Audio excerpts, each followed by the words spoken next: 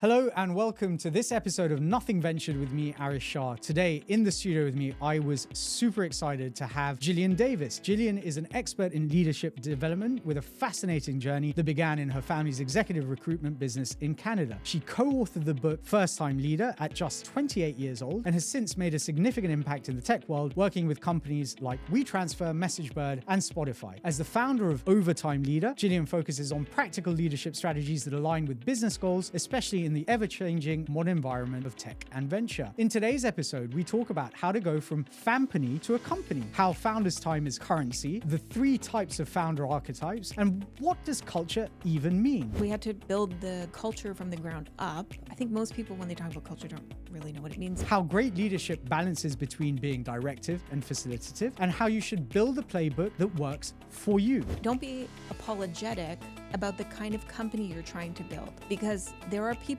for every type of company. How stopping a me over a we mentality can help break down silos, and how you should take 3 bets and forget the rest. These are the 3 bets we're going to make. And that means you can't have 15 bets. And that means some people will not be reflected in these bets. Whether VC has too many closed circles and closed doors, and Gillian's contrarian advice when building a company. As it relates to building a company, there is a time and place for tyranny. Let's get straight into it. Hey guys, whilst I've got you for a second, I just thought I'd reintroduce myself. My name's Aarish. I'm the host of Nothing Ventured, the podcast where I talk to the people behind the stories that make the venture ecosystem go round. I'm also the founder of Emerge One, a consultancy that provides fractional CFO support to venture-backed tech startups from seed to Series B and beyond. If you like the podcast, we would really appreciate it if you could subscribe and rate wherever you listen. And if there is anything that you want to tell me about either the pod or guests that you might want to see on the pod in the future, do connect with me on LinkedIn or Twitter. I'd be really happy to hear from you. Right, let's get back into it.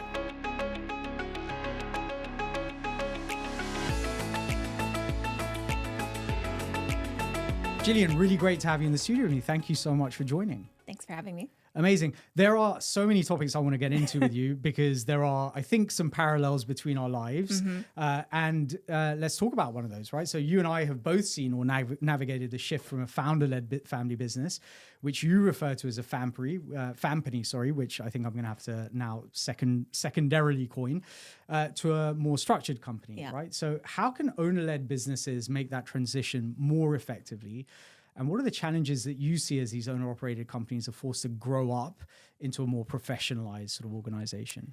Yes. And full disclosure, it's secondary stolen from someone else. Oh, damn it. Mills at S2, I want to give him the credit. Okay. But yeah, Fampany, I think, is a great way of how we all feel when we start a business. We're so close to our early employees. We're so attached to it as well. But as we've all seen, as you scale, not everything scales with you. And I saw this firsthand actually working in my dad's business. He unfortunately was diagnosed with Parkinson's in his mid-50s. Wow. And the business was his namesake. He was the founder, business development. He was everything. And so he was literally signed off of work the day he was diagnosed because stress is a trigger for Parkinson's. Yep. Fortunately, he's still living with it 20 years on. Wow. Congratulations. So we've been very fortunate. Yeah. But unfortunately, the business didn't make it.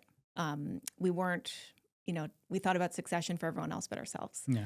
And that's when I really stepped in to start. And I saw just firsthand the chaos, the mess that can happen when a founder who we think is,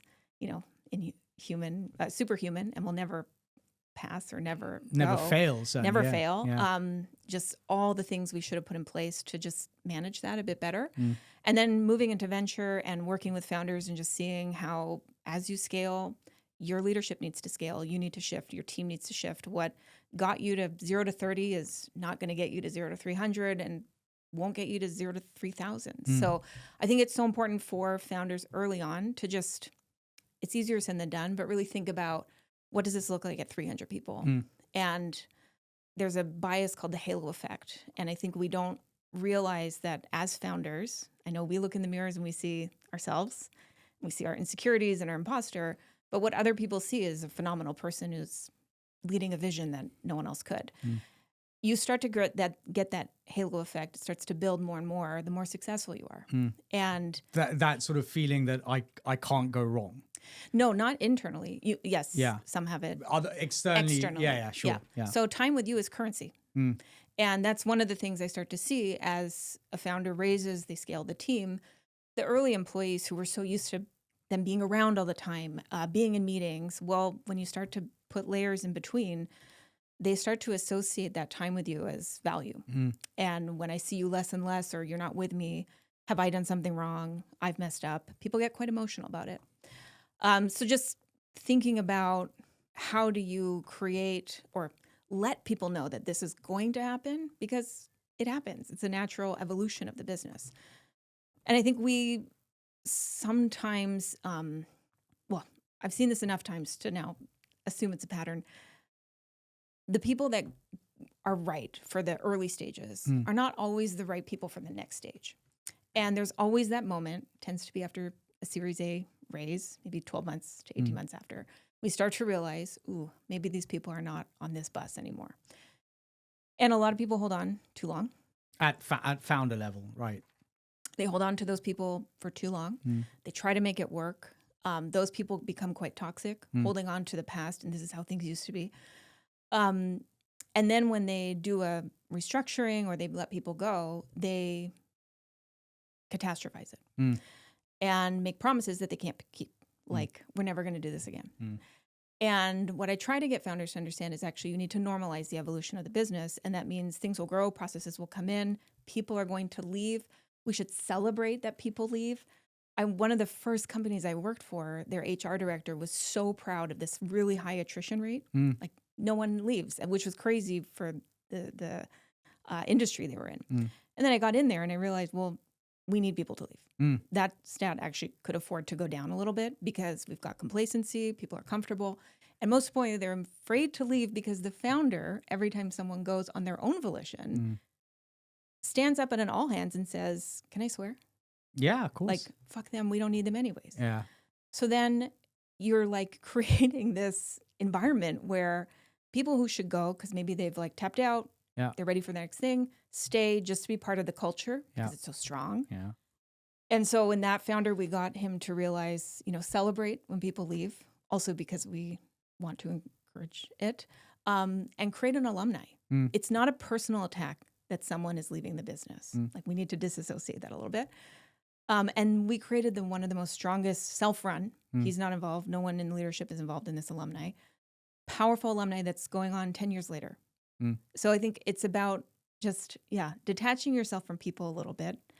Know that the people that get you, that are in that early team with you today, are not necessarily going to be there. It's likely that your first engineer is going to have to be a head of research at one point and not a CTO of a, company that's going to exit. And normalize the fact that this is an evolution. Things happen, like nature. Things die. We move on. And we've got to just make that part of the process instead of these big shock moments that are going to happen. I mean, so many things that come out of there for me. I mean, I write about this a lot, and I think it's something that it kind of follows on from what you said, which is, you are not your business, right? So the emotional attachment to the business can be so overpowering and overwhelming for many people, because every moment that, there is a cash crunch or they've got to let people go, they take it as a real personal slight. And it isn't, right? Like, I mean, most people do not think in the way that a founder does about the founder's business. Now, they may think like a founder in and of themselves and may go on to create their own businesses, but no one is ever going to have the emotional attachment to your business as much as you do as a founder, even your earliest employees, right? And to your point, right, exactly that. Your CTO at pre-seed is not necessarily going to be your CTO at Series B. And frankly, probably shouldn't be, because the sort of skill set you need to run, an organization as a CTO at Series B or Series C or beyond, different. It's so different. It's more about managing. It's about architecture. It's about, driving projects rather than necessarily doing the stuff that needs to be done, right? Which is obviously a lot of what happens with early stage employees. And then the second thing I think is, which again leads from that, right, is that the majority of the world are employees, right? The majority of the world are workforce rather than founders. And it took me a long time to kind of figure this out, right? Because I went on this, we should have more founders, and why would you ever be an employee? You could build your own business. It's amazing, and oh wow, the tax breaks are great as well, kind of thing.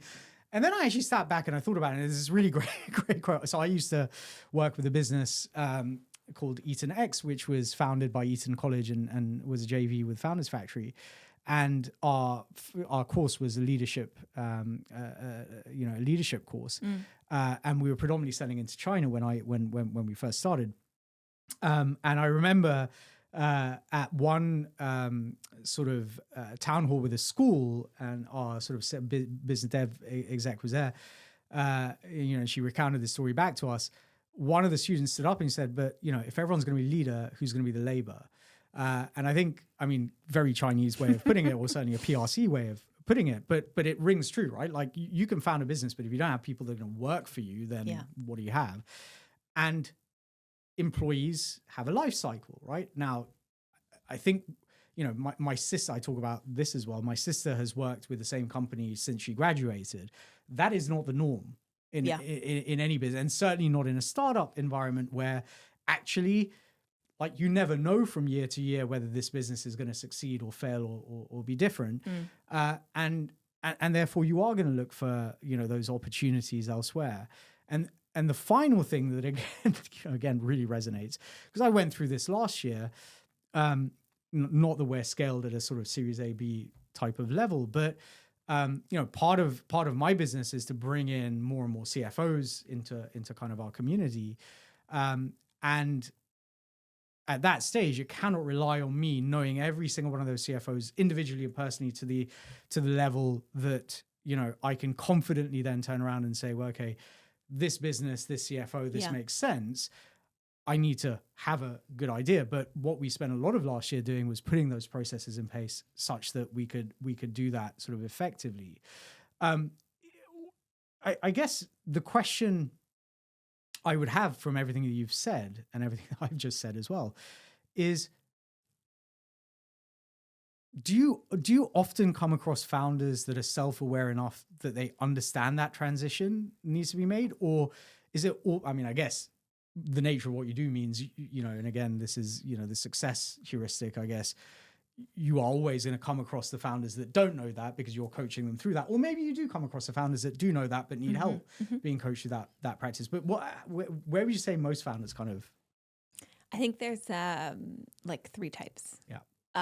There's those that hire us in to be validated and are like, I know what I'm doing. Thank you.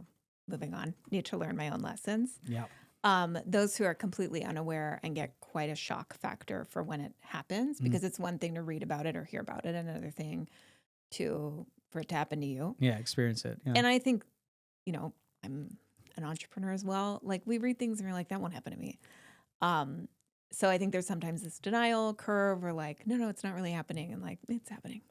And then those that, and I feel, I've been doing this for 7+ years. I feel I'm seeing more and more of this other type of founder who get it. They've read about it, they've heard about it, and they do not want to waste the time and the mess of not doing it right. And they're the best to work with. Yeah. So exactly. The ones that are self-aware, coachable, understand, like want to see around the corner, know, have seen enough outside to not want to have to go through that and therefore take the advice early. And is there kind of, can you try and start thinking about this transition too early, or is? Yeah.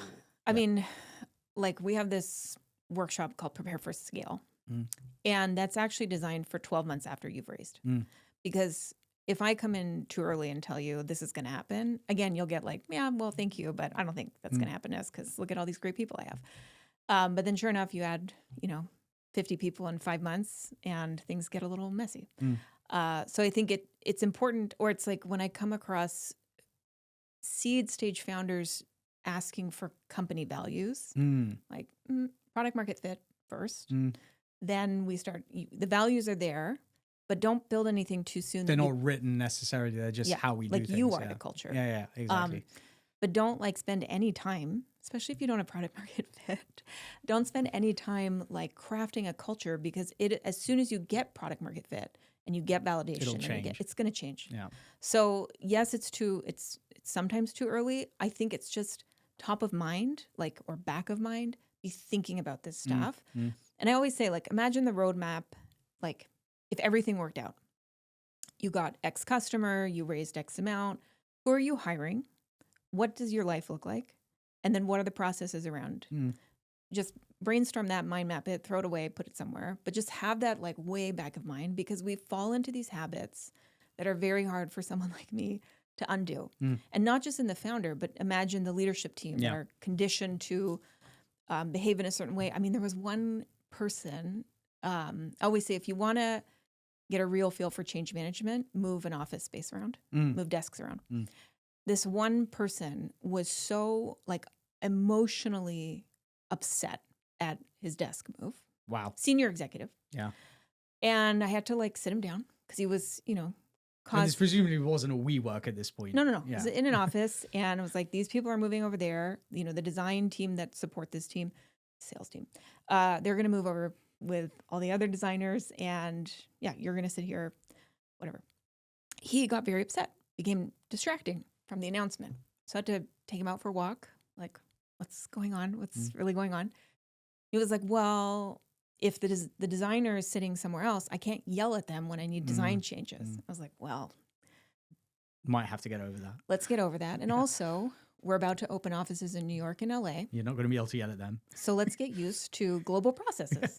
And this is your opportunity.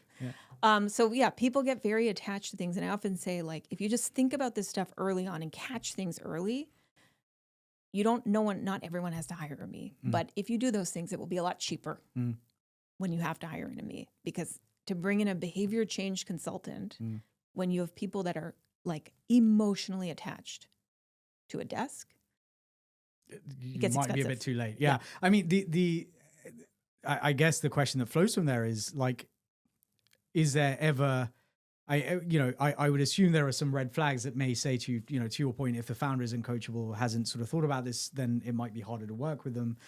But are there companies that have gotten so entrenched in how they do things that it's just almost impossible to kind of unpick? Yeah. And I think there's been times where a founder comes and they're like, we need to change. And we look into it and we, come back with like, here's what you need to do. And I think when you've got a company that's very ingrained in the way things were, my belief is you then do a little bit of shock factor to signal that things are going to be different. And if a founder isn't comfortable or isn't willing to do that, to do the hard things, then, find someone else to work with you. Yeah, it's interesting, actually, just whilst you were saying that, I was coaching sort of a senior finance person in a business that was, somewhat, had done quite well, but in the sort of new venture market that's been in place, it's not new, the old venture market that's come back, over the last couple of years, fundraising was harder, things were tougher, runways were tighter. They needed to make some significant changes in headcount, but the founder was like really, really resistant to doing anything, to the extent that, they were getting very close to the wire and wanted to do it kind of drib drab, like we'll make some small and then we'll maybe do some others. And I said to this kind of finance lead, I was like, that's just wrong, because all that will happen is you make the small number of cuts, you leave the door wide open for people to think, well, there's more on the way. And they're going to start picking up the phone to their, recruitment consultant or whatever and saying, hey, listen, I need a backstop here. And it would just be much better to just kind of do it one shot, go deep, go hard, make the right cuts. Obviously you don't want to be sort of, you obviously are not doing it from a place of, scorn or negativity, but, when in business you have to do things, do it right, do it the right way, but do it, once, hopefully, so that, you can steady the ship as quickly as possible and keep people kind of on track. And especially in a startup, right? Like that's happening all the time. And I think we have to come down to like what's best for the business. And sometimes that doesn't mean it's going to be the best thing for everyone. But if we do everything for everyone, we won't have a business. I mean, it's probably no surprise to anyone who's been in this industry over the past few years. The big theme of the work for the past, 2 years has been refactoring companies. And I mean, like as CFOs, that's like 90% is, okay, how do we make this company more efficient? Exactly. And there was a founder I was working with that, to your point, waited till the last minute, and it was tricky. He had hired friends or hired people that became friends Sure. that were not fit for the role anymore. And it's really hard, but it watched for about a good 12 months. A key decision not being made about letting someone go who was not doing their job, which was a critical job for the business. He started to lose respect of the employees. And when they started making drib-drab cuts, everyone was like, but why is that guy? Yeah. And then we start a whole other bit of problems. So eventually, I mean, got the board involved, blah, blah, blah. They made the hard calls. And then they did a big round of cuts. And it is a balance from a comms perspective, and the amount of restructuring comms we've had to do in the past few years is write a playbook on it. Up there, yeah. But that balance of like, yes, you need to, be empathetic. Absolutely. It's not, it's about business. It's not something you'd want to do. Let people know, like, do it with compassion. But at the same time, you still have a group of folks that are on the other side. And it's a very interesting balance so that, especially if you're doing in the UK, the redundancy process can take quite a few weeks. And the folks that you want to keep, you want to retain, can't really speak to them. But you also have to start to nudge and make it interesting of why you would stay on the other side. And what is this company on the other side? And in this case, the company on the other side needed to be a completely different company. And we had to build the culture from the ground up. I think most people, when they talk about culture, don't really know what it means. But no, it's a very kind of up in the air term. Yeah. It's a bit like woke. Yeah. No one really knows what it means. Yeah. But in this case, it was things like they're running out of money. It's crisis time, in my opinion. It's like crazy crisis time. And we did an audit of all their internal comm moments. And they mentioned that, they do this weekly company all hands. And it's a space where people talk about community and different holidays, and people love it. I was like, okay, well, that needs to go right now. And they're like, well, no, people really love it. I was like, if the key message is we need to get business, no holidays. This is not a vacation. It's not. And you are creating a complete disassociation to what the reality of the business is and what people are doing. Everyone in this company, I don't care what they do, needs to be adding value to getting this ship back on track. And they were like, no. Wow. So yeah, I mean, that's when you're not willing to do the things that you have to do. So I mean, again, I completely understand that from a family perspective. In a family, I'm sure you've seen this yourself, right? But if I think about it from my kind of family business heritage, it's the same as, well, how do you fire a brother or a cousin, right? Which I've had to do. Yeah, which it's not pleasant, right? No. And not only is it not pleasant, but you got to go around for the family dinner a couple of days later and act like nothing's changed, right? And I think, I mean, what you described there is, I think a lot of founders. I mean, actually, I might be being very harsh here, but I get the impression that a lot of founders do not realize the reality of building a business, right? And look, whilst cash was flowing freely, everyone was able to kind of jump on the bandwagon. But there is a reason, to my earlier point, where many people are part of the workforce rather than the business builders. Building a business is fundamentally different. You have to disassociate. You can be colleagues. You can even be friends to an extent, but there has to be that veneer of disassociation, such that, to your point, when the hard calls need to be made, the hard calls can be made. But also you can celebrate the good, because what you want to be able to do is, okay, if XYZ person is your mate and they've done something really well, you don't want to celebrate their win and have the rest of the team think, well, it's the boss's mate. Of course they're celebrating the win, right? Yeah. You want to be able to treat everyone with the respect that they deserve and give them their dues, right? Which when you run a business, and going back to the original point, when you run a business as a Fampany, that becomes hard. And it actually did take me a while to get my head around. I think you should have a happy workforce 100%. But I remember working with one founder, and this founder said, he was on a call with his investors or his board. I can't remember now which it was, and he said to them, "Listen, do you want our employee NPS to be high, or do you want us to book revenue?" I don't necessarily think that those two things are not interlinked, right? Yeah. They exactly mutually exclusive. But I sort of see his point. Not that I agree with it entirely, because I think he went down the complete other end of the spectrum. But you have to be able to strike the balance between, you want a happy workforce, but you also got to deliver the results, right? If you've got a happy workforce that is literally sitting back and, having a bit of fun and, taking selfies and TikToks about, company lunches and lattes, that isn't gonna get it done, right? It's fine when times are good. Yeah. Right? Like it needs to shift with what's going on in the business. If you're struggling for revenue, then all hands on deck revenue. Yeah. If we're good, we're good. Let's take some selfies. Yeah. I'm not. Yeah, I mean, maybe. I mean, I think it should be all hands on deck, irrespective of what's happening. Yes. But you can have a bit more leeway, I guess, maybe during the good times. Look, I want to move on because we have a lot to get through, and frankly, there's some stuff that I think requires a bit of nuance and thinking in terms of how we unpick it, right? Because your entire business revolves around helping leaders lead better, as we've just been discussing. But in your experience, how do you actually define leadership in today's tech-driven environments, right? What are the qualities that you believe are essential for leaders who frankly often only have months rather than decades of experience, right? And equally kind of that differential between leadership versus management, which I think people conflate all too often, or think that, the qualities are the same or similar, when in my experience, they're very different. As I was saying to you earlier, I'm not entirely sure if I'd consider myself a great leader. I think I am a better leader than many. I am the absolute worst manager. Like I actively resent having to manage people. Would love to get your take on what leadership actually means. I mean, the bad news is, go on. I don't think you can be in a founder role or executive role and not do both. Yeah. Damn it. I mean, sorry to say it. Yeah. Because who likes to manage?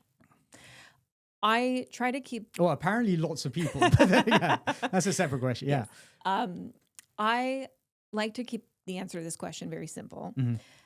And it was one of the reasons why I started the company, because so many theories, so many every leader is charismatic, every leader needs to be an extrovert. And I'm like, no, I think anyone can be a leader. Mm-hmm. I think great leadership balances across this pendulum that we use between directive and facilitative.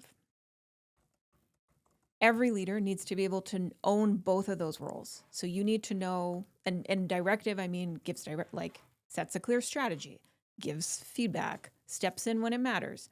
Facilitative empowers the team, steps off, asks questions. If you can do both of those things, and it's not like one day I'm going to be directive and the next day I'm facilitative, maybe even in a meeting, you're like, right now I need to step in. Okay, right now I need to step out, let them figure it out. Finding that balance allows you to be an all-rounded, great leader, great manager, great visionary. But you have to do it authentically.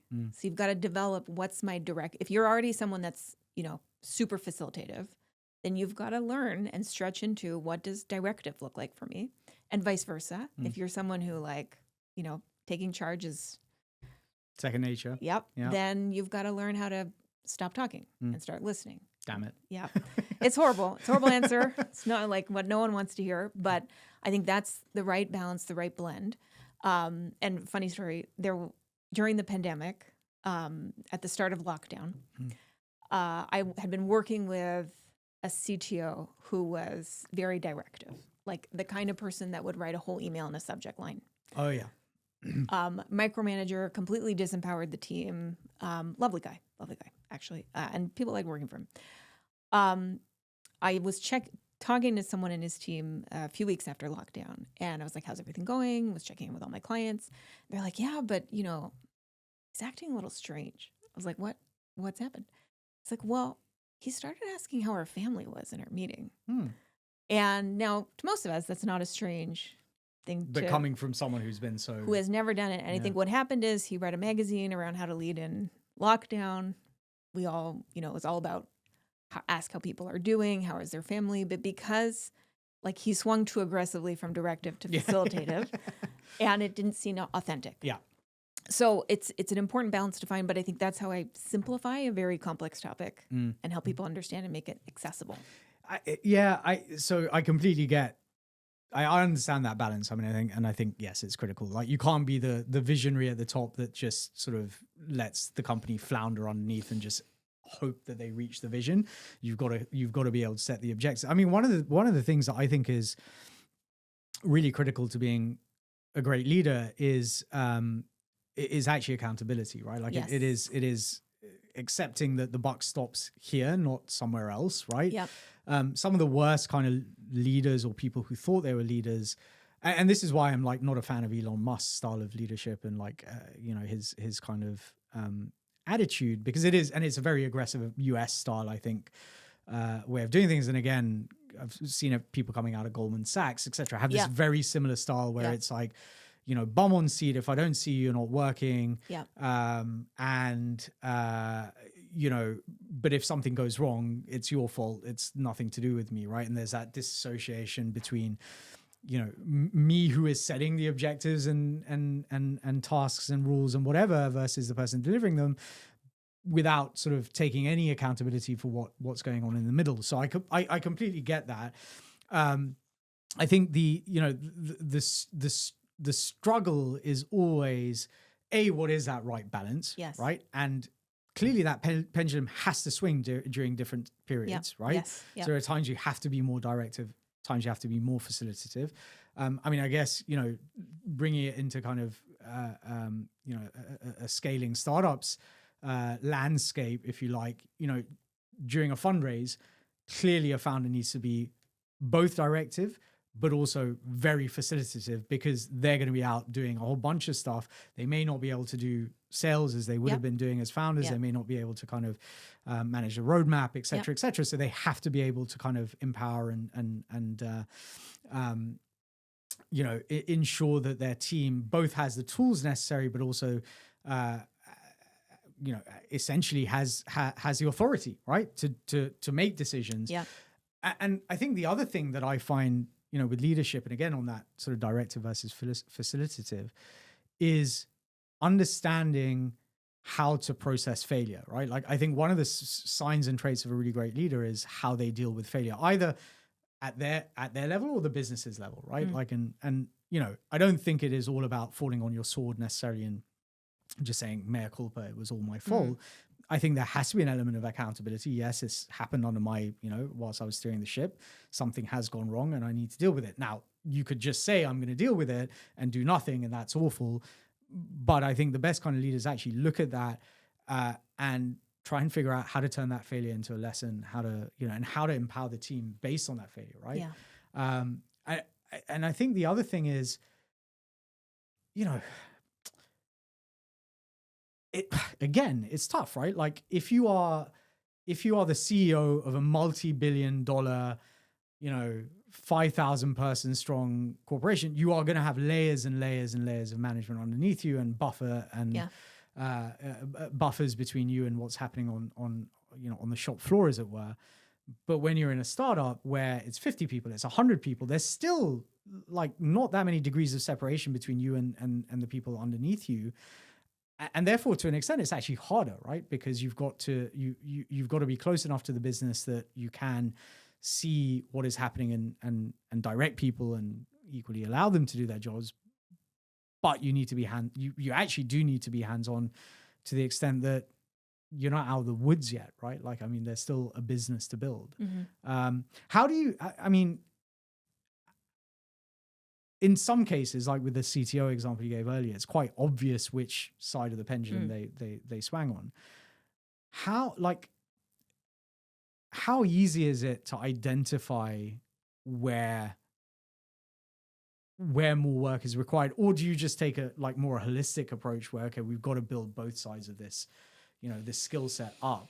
Or do you kind of identify, okay, with this founder, I know I'm going to have to work harder on this side? I think we always just link it to the strategy. And I think also that's where their leadership practices take for founders specifically, it's too wide, too holistic. We focus in on and I always joke, like my husband's a coach and I'm like, see him if you want to really like go deep and search inside yourself. See me if you need to like run the business right now. We look at it as like, what do you need to achieve in the next 3 months? Because if you're raising, then that you've got to be facilitative, and you've got to be directive here. Clear your calendar. What does that look like? What do you need to document? Do we turn you into an AI agent? Like what's happening so that you can go raise without having to like worry or be distracted with things that you shouldn't be dealing with. If you're not raising and you're hiring, then like what does onboarding look like for you? How can you be more approachable, because we're still early, you still matter. FaceTime is really critical. And I think going back to your point, like taking accountability earns respect. And I think we shy away from it. We take everything very personally, but actually standing up and saying, I did this. I thought I did this because I learned this, and here's what we're going to do differently, or what we're going to do like in the future. So powerful, especially with the up and coming generations. They love it. And I think we also, I often say to founders, like, bring people along with you, because you are going through this internal journey of your own growth. We talk a lot about the business. We don't talk about you.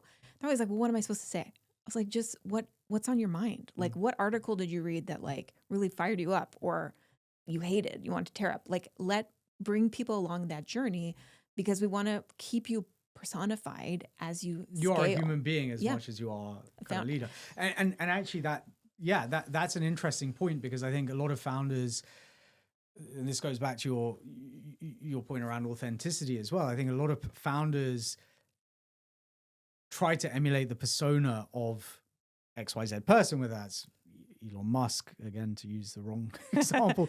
I'm trying to think of a good example, like Travis Kalanick. No, probably I not actually that have I have a thing where I'm like, you're not Michael Jordan. Yeah. You're not Jeff Bezos. Exactly. You're not You are you. Steve Jobs. Yeah. You are you. Yeah. Do not go, well, oh, Amazon uses 8-pagers. I had a founder who was like, we're going to use 8-pagers. I'm like, you can't even read 8 pages. Like, build the playbooks that works for you. That works for you. Yeah. And I think don't be apologetic about the kind of company you're trying to build. Yeah. Because there are people for every type of company. There are people that work at one company forever and they love it.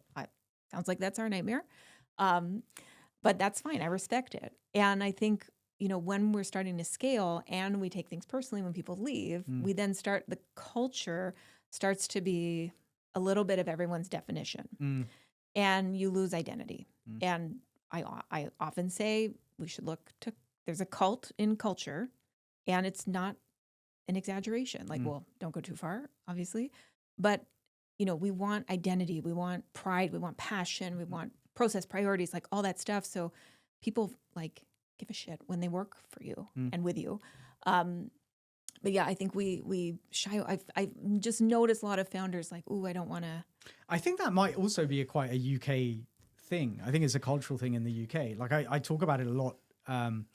If you look at US founders and you look at UK founders, US founders are far more direct in their ability to say, hey, this is what we're doing. It's going to be bloody amazing, and you should come on for the journey.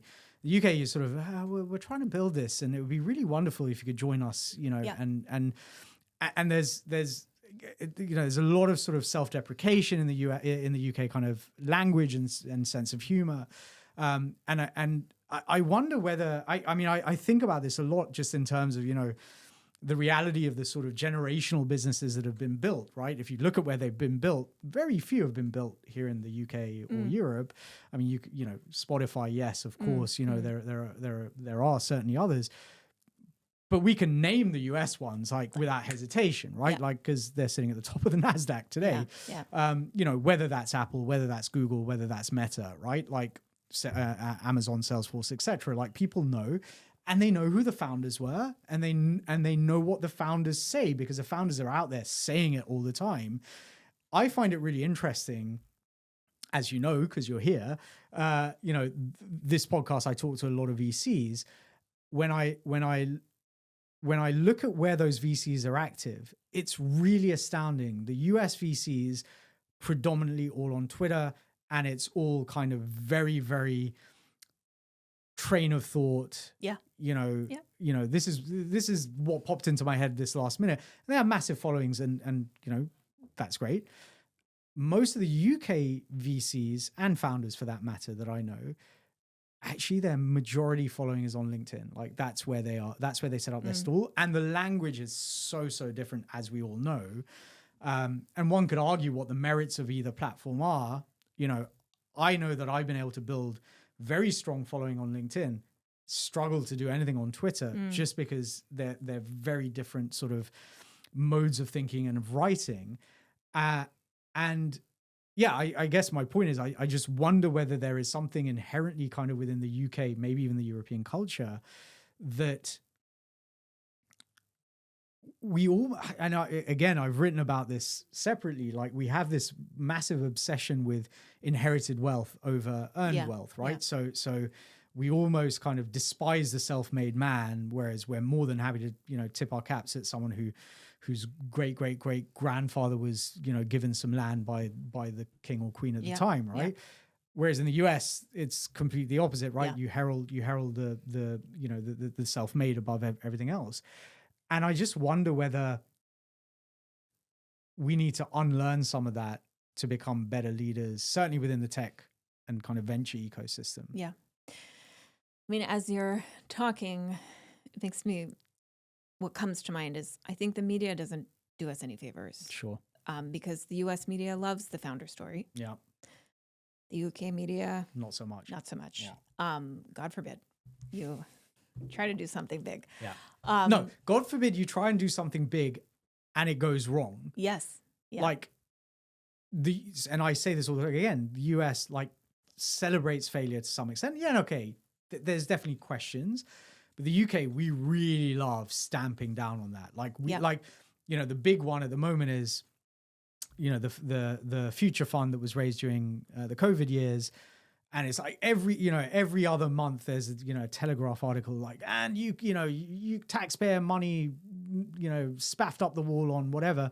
And I'm sat there going, there's been like a 6-7% failure rate within the future fund. And I would argue that a lot of the businesses that took money from the future fund aren't necessarily going to be great breakthrough stories, but it only takes a couple, right? Yeah. And actually let's celebrate that rather than, and actually in any case, what's happened is you've given those businesses the opportunity to keep hiring people, keep employing people, paying back into the coffers, etc. So like, it isn't that bad. Well, and I think like, the media will go after companies like a Revolut and, because it's a horrible place to work. My neighbor worked there. He loved it. Yeah. He's like, I know what's expected of me. All the Goldman people love it. So I think like, instead of just celebrating that we've got companies that are successful, the ones that become successful become, under a microscope. Yeah. Everything the founder does, every internal comms is leaked. And like, you know what? Run a business for a day and let me know how it goes for you. And yet we talk about wanting to be this we need to kill the Silicon Valley of X. Oh God, I hate it. Dialogue. Yeah. But if we want to even compete at that level, we need everyone in this country to be celebrating founders, celebrating entrepreneurship, making it interesting. And I think we're really lacking an inspiring narrative. Look, and this and what the UK keeps trying to do is adopt someone else's narrative. So whether will be the Silicon Valley of Europe, or whether we're going to be Singapore on Thames. Yeah. It's like, no, let's be us. Yeah. And then we'll figure out like how to sell that narrative, or we can build on that narrative. There's enough smart people that can help us do that in this country. Yeah. I mean, there are, but where are they? That's okay. And now, sorry, we're going to go on from a bit of a tangent now. Sorry, I apologize. But I mean, this has got me thinking, right? There's the old saying, the snake rots from the head, I think. One of the problems, again, here in the UK is the political leadership, quote unquote, right? Which is just uninspiring, has been for like decades now. Whether you love the current government or hate them, or whether you love the prior government or hate them, like I would not say anyone, and I would say I'm fairly apolitical. Like I just want the country to work, but I'm incredibly uninspired by any of the leadership that we've seen from the government here in the UK. And I wonder whether that in itself, and so many of those leaders came from journalism, actually, interestingly, came from media. I wonder whether that is part of our problem, because that leadership is maybe a little bit inadequate, and they don't have, they haven't been able to build this narrative of identity, certainly around the tech ecosystem. Yes, we had, we had Silicon Roundabout. That was great, but that's kind of disappeared. Like Google Campus disappeared from there. Yeah. Tech Nation, obviously, that kind of went by the wayside. And then recently they killed off some quantum computing center in Scotland or whatever. Like, it's so disjointed, so fragmented, and there doesn't seem to, and again, like, it's business, right? There is no strategy around tech and venture. It's like, oh, we're doing well, we're punching above our weight. Yeah, we are. We're third behind the US and China, but actually we're like way behind San Francisco, New York, like probably Missouri or something, right? Like, I mean, that's the reality of the kind of level that we're talking about.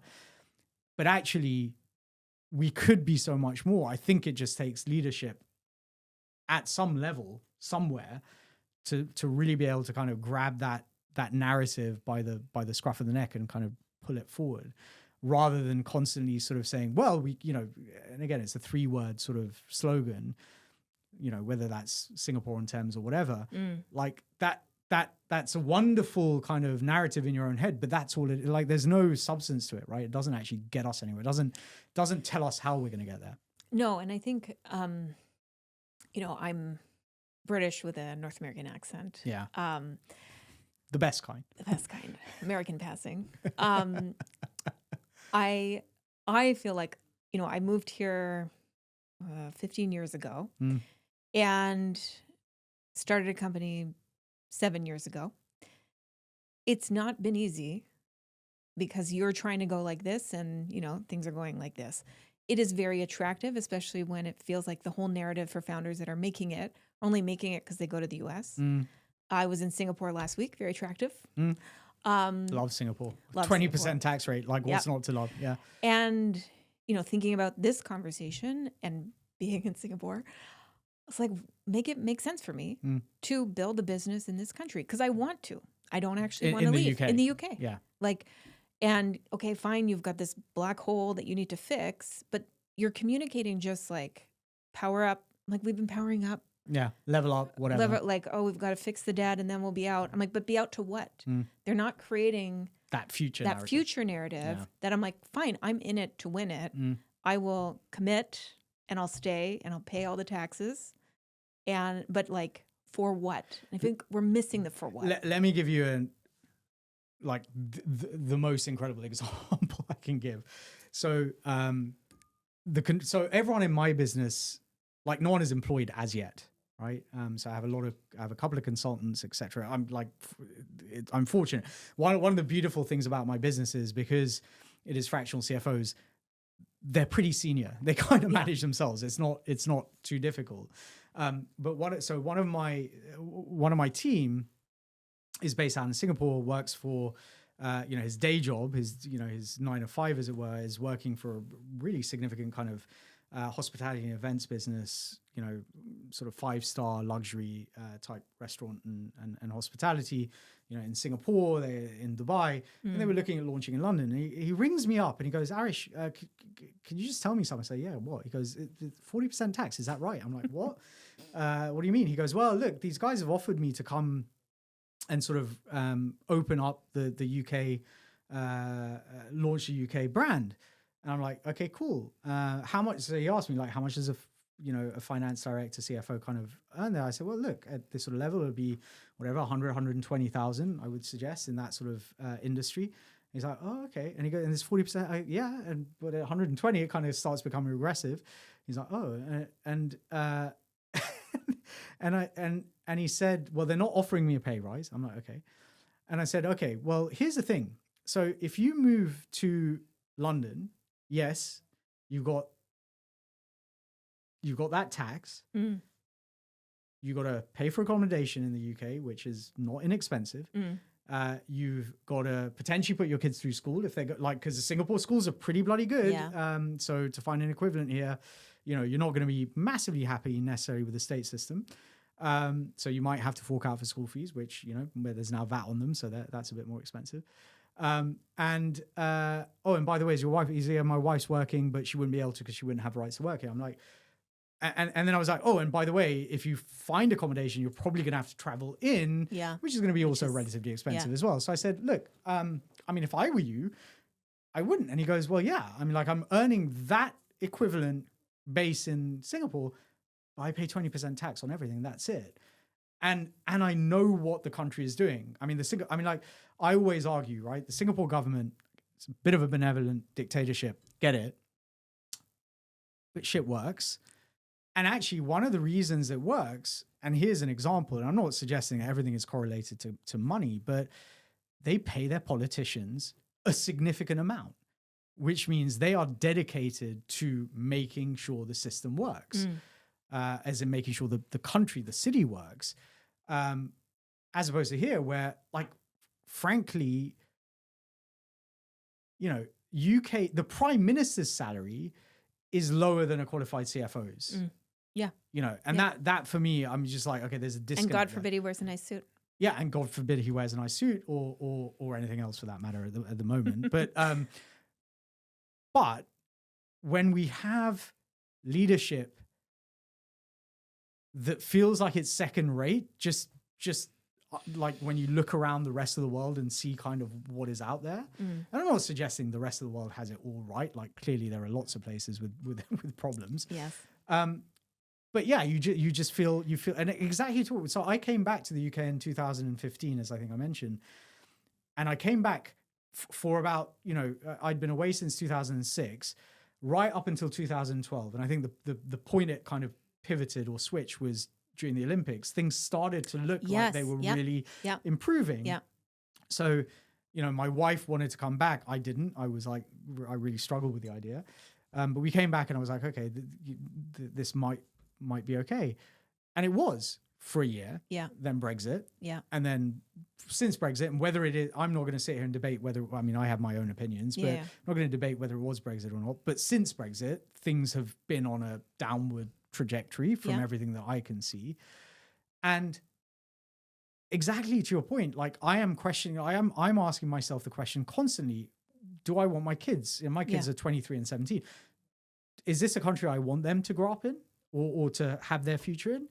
Or would they be better somewhere else? Would we be better somewhere else? Like, I'm starting to think, okay, if my business does well enough, do I want to be caught up in a regime that is actually going to make all that success not worthwhile? Yeah. Like, it's almost,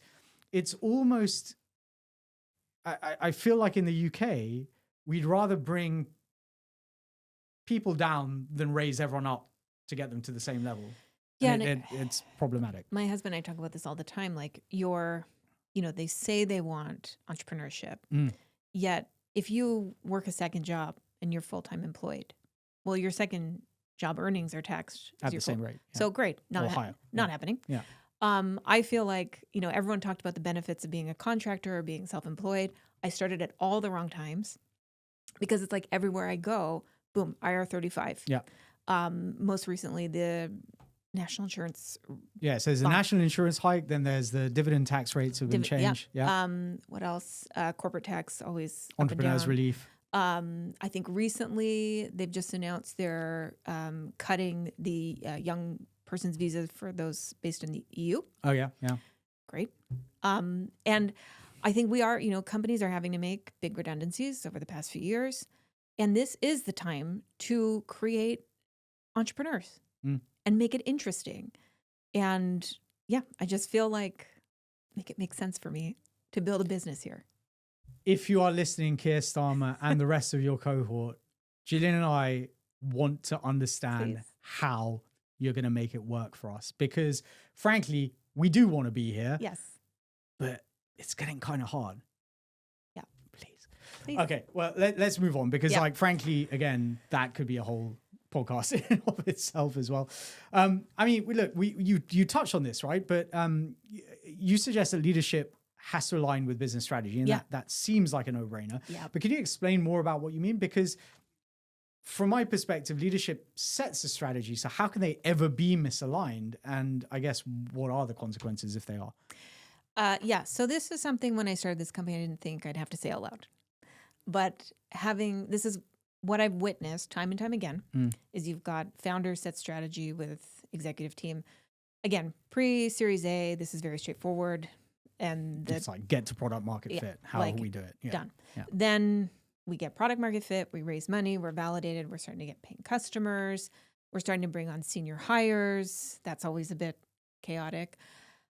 What happens is we set a strategy and then 15 different departments go off and execute their own version. And what they create is a me over we mentality. And you have all these people who left corporate to, screw the system, I'm going to start my own thing, and actually then create and replicate a very political system, because founders, I think, underestimate the importance of alignment, and it is hard. So this is like silos within the organization, essentially. So like marketing is going off doing this, and they're not talking to product. Sales is talking to customers and no one else. They're talking to customers. They're promising features that we don't have yet. Throwing things over the shelf. Yeah. And I think that's, a significant portion of our work is being in executive meetings, saying the obvious things out loud, but also calling out BS when behaviors don't align with strategy, and forcing a lot of tricky conversations, because sometimes, I try to get teams to just focus on, for a year, these are the 3 bets we're going to make. And that means you can't have 15 bets. And that means some people will not be reflected in these bets. Doesn't mean they're not important. One of the most dramatic moments was this company had great advertising sales. They didn't have good customer sales. Okay. The advertising team were killing it. We did a huge transformation there. It was successful. The product sales were diabolical. So it's like, advertising sales can't be in the top 3. What would that feel like? And they're like, oh, they'll be really pissed off. And I'm like, well, we can manage that through comms. But you need to force this organization to just focus on one thing and get everyone to think about, what's my role, even if I'm in HR, if I'm in finance, if I'm in ad sales, how do I help product sales? And get everyone aligned to those 3 things. Which I guess is somewhat akin to kind of OKRs, right? Objectives, key results, which is one of the famous tools that Google implemented. Yeah, I don't love them. I understand them as a tool, but I'm not necessarily bought into the fact that they are the be all end all. I think every organization has to figure out what works. It's not, as soon as you adjust as part of the system, it's no longer an OKR. Yeah. But we completely bastardized, I want this part and that part. I'm like, then don't call it your own thing. And I actually also, if you are using OKRs and you're not using them the way that Google designed them, and you've made some adjustments, name it your own thing. Because what happens is, because OKRs are everywhere, you have the person from Google who runs them this way, you have the person from some other company that runs it that way, and now you have 7 different people running their version of OKRs. So call it your company X thing, own it, design it for you, but please, no more OKRs. Yeah. No more OKRs. Yes. And the other thing is it just gets it's Chinese whispers. Every team member that's, I'm going to go to this company, I'm going to implement this system now. It's what we used at the last company. It was OKRs, and it's actually a million miles away. I mean, the thing that I find, I think in a larger organization, it potentially works better. It works. I've used it. Yeah. It works when followed. Yeah. But as soon as you start adjusting it. Yeah. And I don't think it fits for scale-ups. Yeah, exactly. And I think part of the reason for that is it is very difficult. For example, finance, if the company objective is, I don't know, whatever it is, build revenue, right? Yeah. And not that should ever be the objective, because that is just a sine qua non, but, whatever, increase LTV for argument's sake, right? Finance has a very limited ability to do that, right? As an example, right? So you've got this objective, but how does finance feed into that key result? And then you end up making up kind of how do the key results feed into that objective? How do you set the finance OKRs so that they feed into the overall company OKRs? And that can be incredibly difficult. And then you end up sort of Frankensteining something to try and make it, which actually just sets people up for failure, right? Yeah. Because it just doesn't get them on I think the right at the track. core, all that matters is that everyone in the company knows what the 3 focus areas is at any given time. And if they can influence it, that's what they're focusing on.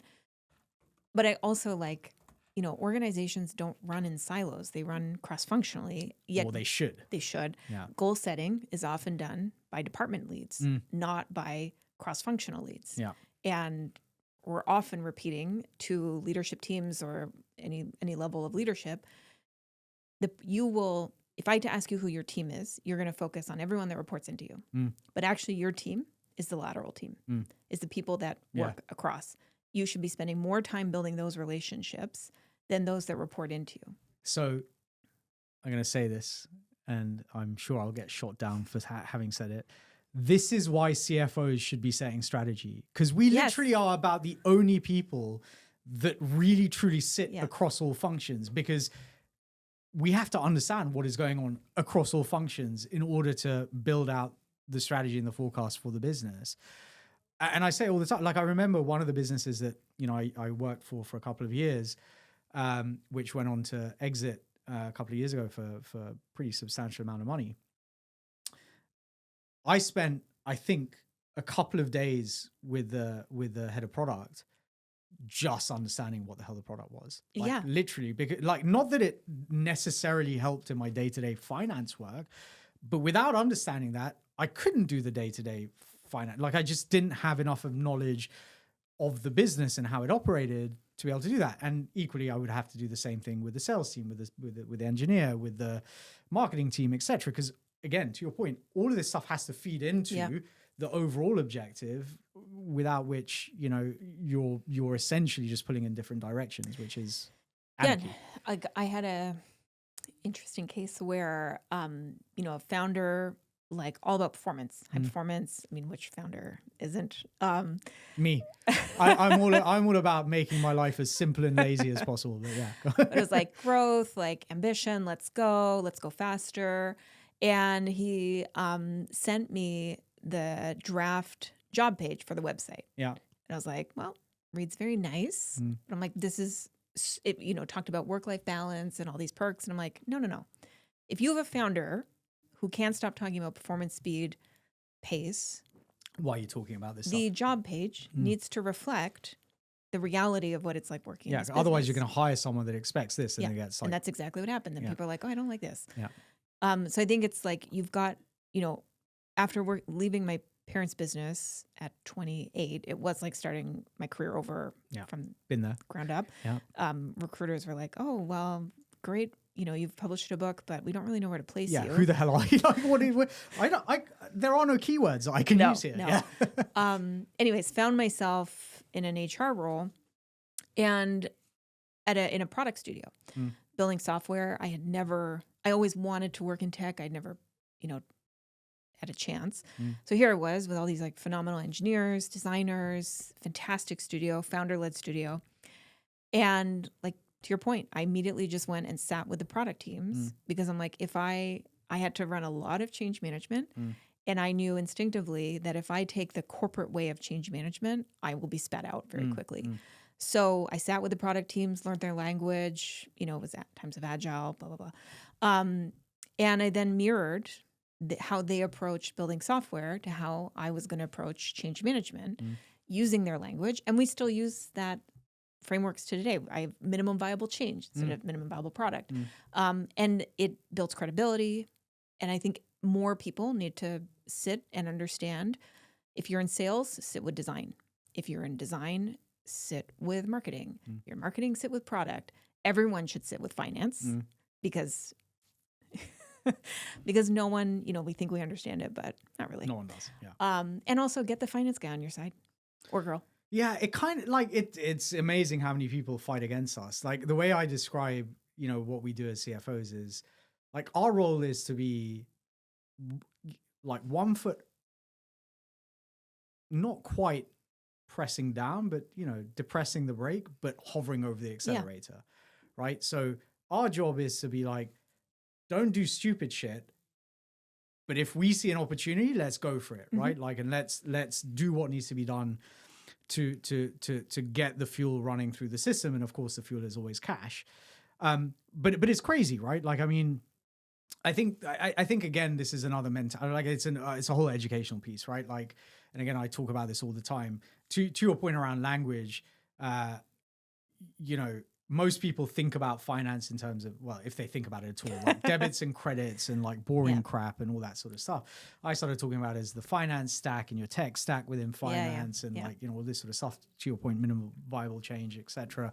You know, when you start using the language that technologists and founders are used to, it becomes easier. The problem is most founders have never been in a situation where they've had to deal directly with anyone in finance. Heck, they've never had 100,000 budget, let alone, you know, several million suddenly flooding into the balance sheet. The reason we come into business is because we've done that. We've seen it. We understand how that works. We know what needs to be done. So we're there to kind of help founders figure out where to best utilize their capital and how to maximize the value of their capital, right? Yeah.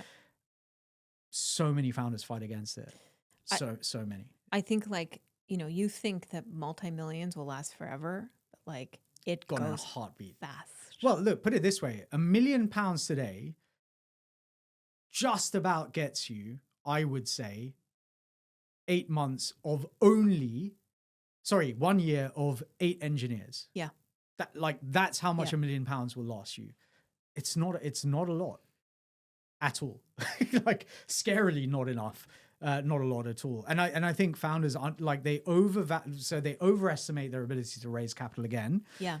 And my God, yes. And in a market like this, it's tough. Yeah. I mean, like, I've had a founder, you know, was 4 months away from running out of cash, like next to no revenue, had raised during the heyday at like ridiculous valuation, thought they were going to be able to go out and raise again at similar valuations. And I just said, I mean, we're not a magic bullet. We can't create cash out of nothing. Like, I would recommend you don't spend your money on bringing in a CFO and turning your 4 months into 3 months. Yeah. I'd focus your energy on finding an investor and, frankly, capitulating to some of the terms, because you aren't going to raise at the same valuation. I don't actually know what's happened to that business. I mean, we didn't work with them.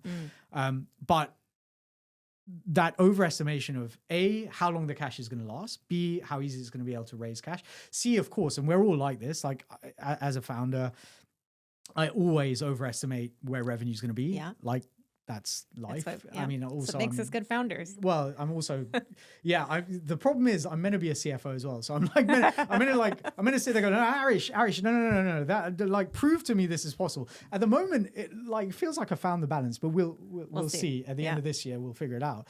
I actually had a question with all of this, because it's been interesting. I've been listening to the language as well. You've mentioned lots of he's when you talked about founders, right? And let's not forget that, you know, there are many actually very good female founders out there. And I don't know why I said actually, there are very good female founders out there.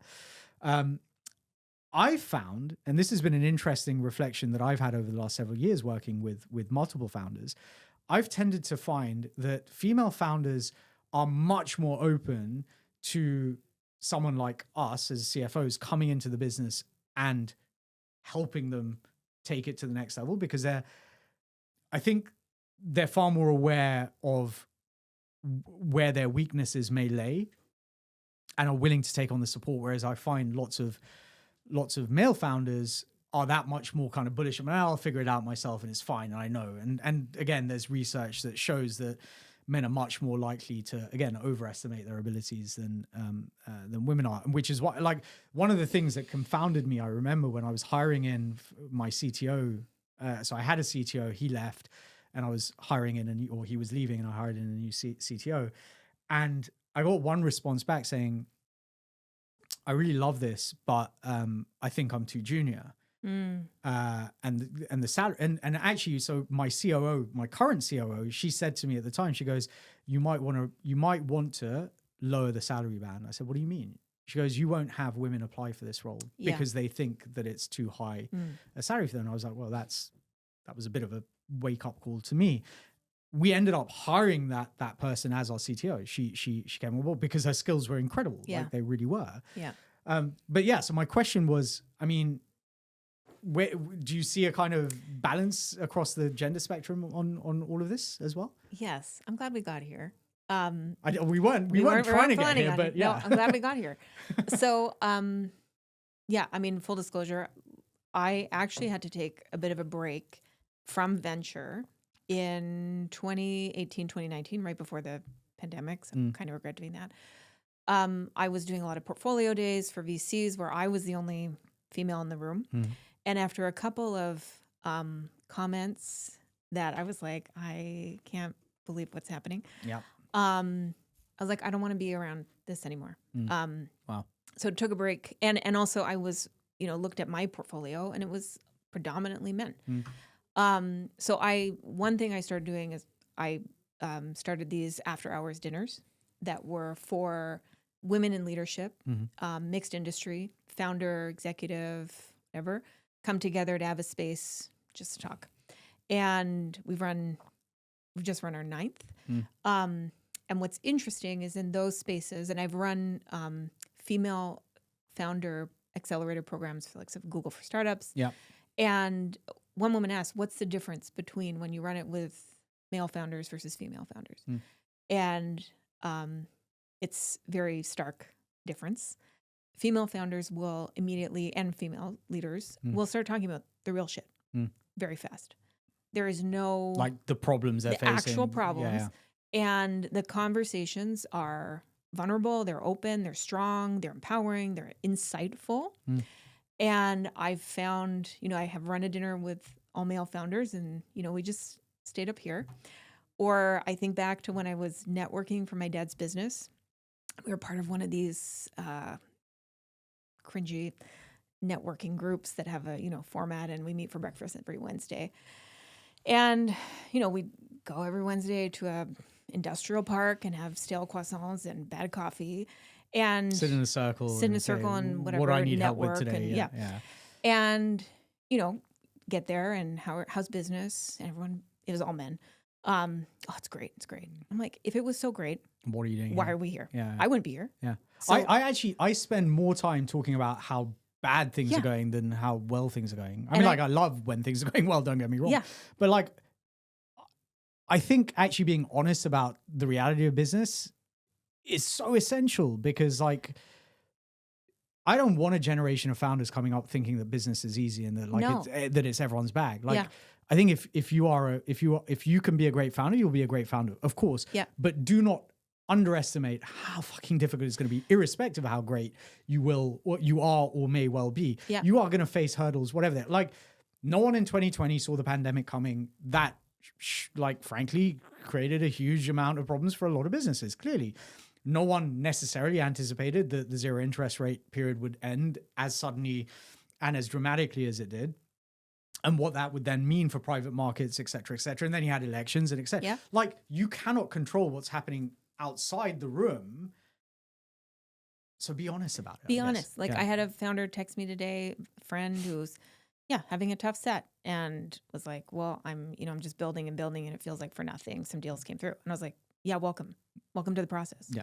And like, sometimes life is there just to see how badly you want it. But this is entrepreneurship. And he shared, he's like, I wish I had people to talk to, because all the founders I talk to just say how great everything is. And with that female founder group, when I shared like, well, the male founders don't really talk about the reality properly. And I was like, but don't see that as a weakness. Like, I don't want that to be the takeaway, that by you sharing or being vulnerable, you're, I don't know, not playing the game. Yeah. Actually, all of you get so much more value because, one, you have a community of people to talk to and to actually, like, this is hard, and it's going to be hard. And there's no playbook for scaling a company. It doesn't matter how many companies have scaled. You are the only one doing it right now in your business, in your industry. So you're building the playbook as you build, as you grow. Find that community and of people that will be real with you and also hold you accountable, and you can say the hard things out loud. Because I think the more we say that and the more we normalize that entrepreneurship is no cakewalk, and especially through a pandemic and what's come after, it's rough. And not only that, I mean, like, the thing I would add to that is, I call myself a founder. I'm building a consultancy. It is not a tech business. You know, I'm not aiming to raise venture capital. I try to build a tech business and, you know, built the wrong product for the right product for the wrong market, and, you know, all the usual rubbish that people get wrong. But it doesn't matter whether you are building an e-com shop, a consultancy, a coffee shop, or whatever. Like, building a business, irrespective of what the business is tough. I mean, like, I've been in manufacturing, and believe you me, like, B2B SaaS is a cakewalk compared to like building a manufacturing business. Okay, take it with a pinch of salt. I know, like, B2B SaaS can be hard, right? But the point is, like, when you're dealing with, as I was, in a country in the middle of nowhere, you know, 4-month lead times, payment at site, you know, goods sitting at the wharf for another 4 months because, like, there was no one to take them off. Tariffs on steel. Well, actually, this was chemicals, but yeah, tariffs on chemicals, like a cash payment system in the country because you're selling to like little smallholders in the middle of nowhere. Like, we had 6-month working cap, like 9-month working capital cycles in some instances. If you can figure out how to make cash flow work in that environment, Jesus Christ, you can probably make it work anywhere else, right? But the point is, that had its set of difficulties. This has its set of difficulties, and whatever I do next will have its set of difficulties on the assumption I build something else. I mean, like, even this podcast, which is not a business by any stretch of the imagination, was never intended to be. I still think about it in terms of business, like what is ROI? How am I doing? What am I actually attempting to do here? And there are days where I feel like, Jesus Christ, this is really bad. Like, this is, you know, this is tough. This is hard. And I've come in again, and like, Jesus Christ, no one's noticing or whatever. Yeah. And then, like, actually, as I've now probably said on this podcast way too often, we went from 540 subscribers on October the 7th last year to 5,000 2 weeks later, and now 22,000 2-3 months afterwards, right? Phenomenal. So when it happens, it happens. The inflection point can happen, but like, the slog doesn't stop. Like, that inflection point wasn't suddenly, oh wow, okay, everything's right now, I can stop. Yeah. Actually, if anything, you got to work harder, right? Because you got to keep that momentum, and you got to keep building. Yeah. I'm glad you talked about, you know, that sort of break from the VC ecosystem as well a little bit, because, you know, I think, and we talked about this earlier, right? In stark contrast to their counterparts in the US, I think there's a lack of outspoken leadership here in the UK, certainly in the UK, probably Europe-wide, within the venture capital ecosystem. Although I think some of the successful founders, or more successfully exited founders, tend to be a bit more vocal than others, often have moved to the US and have adopted kind of the norms and the language. So how do you think leaders in this space can be more influential, right? And actually have their voices heard? And why is it so important to say things out loud? And this kind of goes back to what you were saying about the female founders, like vocalizing, vocalizing where the problems are. Like, how do you look at the ecosystem today? And I guess, how can we be better at being more open, honest, and showing our leadership? Yeah, I mean, I think coming into the venture capital system, I always joke to my friend, like, who has no idea about VC, and I'm like, I remember those days. As it turns out, yeah. Sometimes I wish I was on that side. Yeah. But it's a lot of smoke and mirrors, right? And closed circles and closed doors, and that's fine. And it's, you know, in a lot of ways orchestrated to do that. I think as we are seeing more and more emerging fund managers, it's an exciting time for venture to take a new point of view or a new stand, especially in this country and especially in Europe. I think, similar to what we were saying earlier, drop the whole Silicon Valley of X, like, think about the point of view you want to have in market and talk about it. I say that, I get at the same time, you don't want to give away all your cards if you're, you know, but there's a way. But you can't, you never do. Like, no. Yeah. And I think, I know Fred Destin's been on this podcast and says the thing, like, notorious for saying the things out loud, and made an announcement a few weeks ago about Fund 3. So his announcement about not raising Fund 3 was like a few months ago. And then I think a week or two ago, he made the announcement that they deployed the last capital out of Fund 2. Yeah. Right, yeah. And, well, that was the one I came across. Yeah. And when you look at the comments, it's from founders going, thank you for being honest. And I think that well, sorry to interrupt. Like, one of the things he said on this podcast was, and I actually, like, I almost stood up and applauded him for saying it, he was like, I know when people are coming onto my LinkedIn and commenting, it's because they want money from me. Yeah. Like, I know that. Yeah. And I think about this a lot. Like, I built a relatively large following on LinkedIn, but I'm not an investor. I know my angel friends, they get a lot more engagement than I do, because essentially people are like, okay, look at me. I'm gonna try and wheedle my way into kind of figuring out how I can get some cash out of this guy.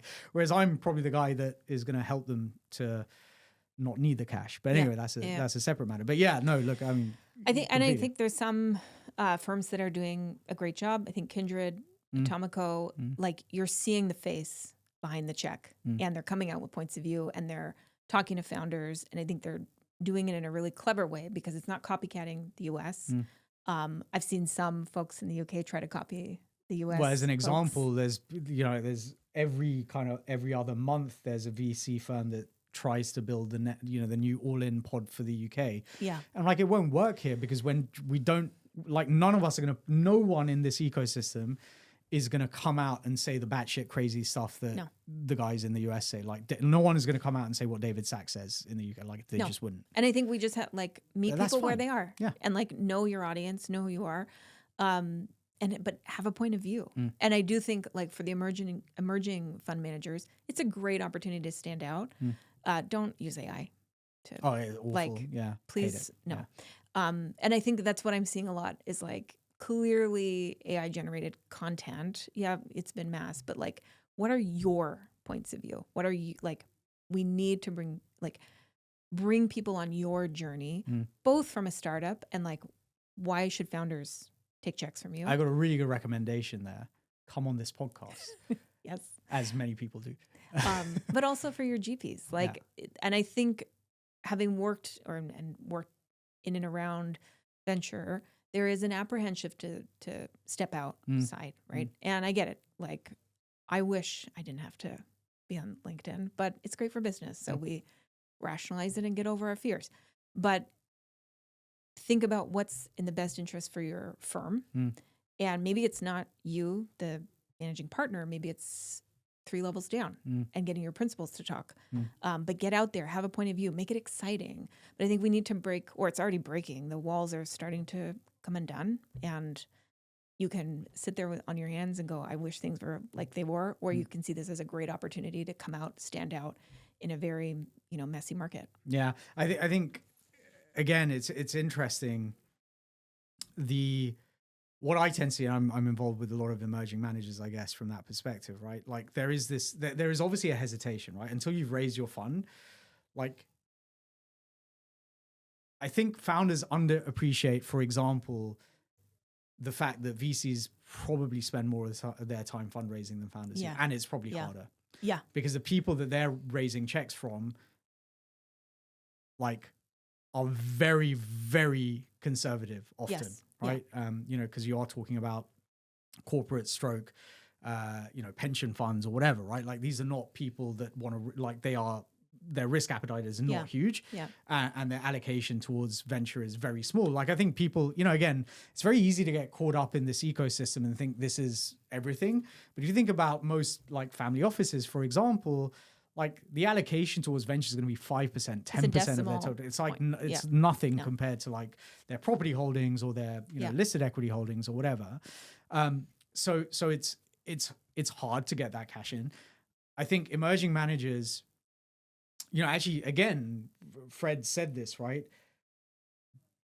It's fine to be a generalist. It's not okay to be generic. Yeah. Right. And I think, as emerging managers, I think, are best when, to your point, they have a very solid opinion. Like, their opinion could be wrong as far as you or I are concerned, but it's their opinion. Doesn't matter. And we won't find out for another 7 years, right? Yeah. But the point is, like, if they have conviction, that's fine.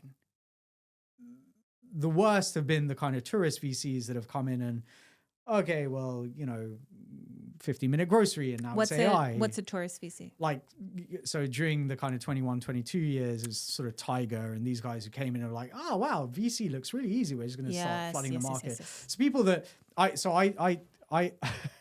talk about as wantra capitalists and wantrepreneurs, right? Like, people who see the headlines and are like, oh, this looks like a fun, easy thing to do. Yes. I'm going to do that, right? And I've seen lots of people that have gone into entrepreneurship thinking, well, it's fine, I'll just raise some money and like, yeah, happy days. And then it's like, oh, shock to the system. I actually got to do stuff and maybe, create some value. And VCs were like, okay, well, in fairness, I haven't personally come across many of these, but I certainly know lots of people that want to get into venture. Like I thought about it a million and one times. I'm really close to the ecosystem. I would probably make a really bad VC. Maybe not. I don't know. But where I am today, I'm not sure that I would. So I've debated whether I raise a fund, don't raise a fund. And I've, for the time being, landed very much on the side of don't want to raise a fund because I don't want to take risk with other people's cash unless I am serious, unless I have an absolute conviction that what I'm going to invest in makes sense, to be able to return money to them. But I also think that, and again, it comes back to this whole thing about leadership, right? Like it is having courage of your, to use the cliche phrase, having courage in your own convictions, being able to stand up and saying, this is what I stand for, this is what we stand for, this is who we are, rather than we're just like a carbon copy, sort of Play-Doh replica of XYZ firm over there or XYZ country over there. Yeah. And we're going to do the same things. Like, in the UK and Europe, we clearly have really strong capabilities within research, within science. Like, let's double down on that. Let's make sure that that's the narrative that we're putting out there. And yeah, look, I mean, if we could, and actually fintech again, we know exactly. that we're pretty good in the UK. Yeah.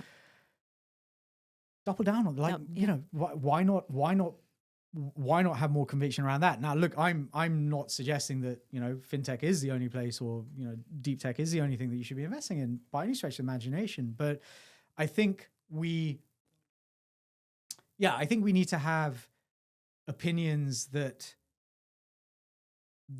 can stand alone. Like, and it doesn't matter if your opinion is the same as someone else's. That's fine. You don't have to be performatively contrarian just for the sake of it. Yeah. But have an opinion. Yeah, and share the opinion. Yeah. Because I think it does everyone a disservice that you have these smart, very smart people in venture who are keeping all of that insight to themselves. Yeah. I know a platform, again, I mean, like, I'm sorry, just come on here, talk about it. Like, seriously, please. Listen. It's a safe space. It is a safe, well, I mean, I hope it's been a safe space. Gillian, look, again, we probably could talk for another hour. So I think I'm going to have to probably draw a line. So I have one final question, which I ask all my guests. What is one thing that you have a contrarian conviction about from any area of life, whether that's work, politics, socially, or at home? What is the hill that you would die on defending? So it's, as it relates to building a company, there is a time and place for tyranny. Care to expand? I think it loops back to everything we've said. Yeah. And it's... I know what you mean. Yeah. When you're running your business, sometimes you've just got to, doesn't matter how much you've tried to empower the team. Yeah, shut up and get on with it. Just do it. Yeah. And we're going to do it my way. Yeah. And you don't have to have all the facts and figures. And I know this is going to make me very popular with founders and very unpopular with all those that work with them. It's fine. But it's your business. It's your baby. Yeah. And although we want you to disassociate with it a little bit, when you're in that building phase, you've just get in there. Don't hold back. Don't ask for permission. And sometimes break the rules a little bit. Yeah, I don't disagree at all. I mean, and this was actually one of the biggest learnings when I was working for kind of my family enterprise, because I was having to ask for permission. There were things that we could have done that would have been incredibly value additive that we didn't do because I was told, well, you don't know. Yeah. You've not done this before, you don't know. And now, because I can, I mean, these are two slightly different points. I can take the bets that I want to take, but when I see someone so actually I've become more prescriptive about how I want us to work with the companies that we work with, because I've now been through 70 companies that we worked with. And I'm like, okay, this is the pattern of what goes wrong and why it goes wrong. So you may want to do it that way. Cool. But if you're doing it for me, via me, then you're going to do it this way, because that's that is the way that we protect ourselves and how we get the best outcome for our clients. And yes, I think and this comes back to your directive facilitative point. It's too easy to kind of sit there and go, okay, it's fine, do it. Yeah. You know, I've hired a senior exec. We'll see how it goes. Yeah, no. When it comes to the crunch, yeah, and there are dollars on the line, you might need to just step in and say, actually, you know what? Sorry, this is how we're going to do it. And it shouldn't be the default state. Yeah.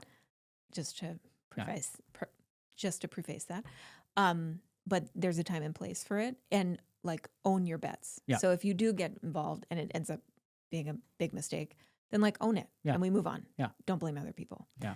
But yeah, I think we've come full circle. Yeah. Gillian, it's been absolutely incredible having you here. I think we've given the editors an interesting, so everyone they have to listen to each episode as it comes out. So I think they're going to have a bit of a romp around the question of leadership when they listen back to this. I actually honestly could have sat here and probably done another couple of hours. Same.